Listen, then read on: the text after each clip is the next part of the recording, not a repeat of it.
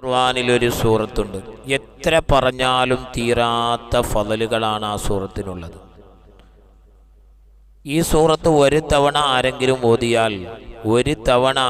ഓതിയാൽ മുത്തുനബി സല്ലല്ലാഹു അലൈഹി വസല്ലമ തങ്ങൾ പറയുകയാണ്, ഞാൻ വേജാറിലിരിക്കുന്ന ദുഃഖത്തിലും പ്രയാസത്തിലും ഇരിക്കുന്ന സമയത്ത് എന്നെ സമാധാനിപ്പിച്ചത് ഈ സൂറത്താണ്.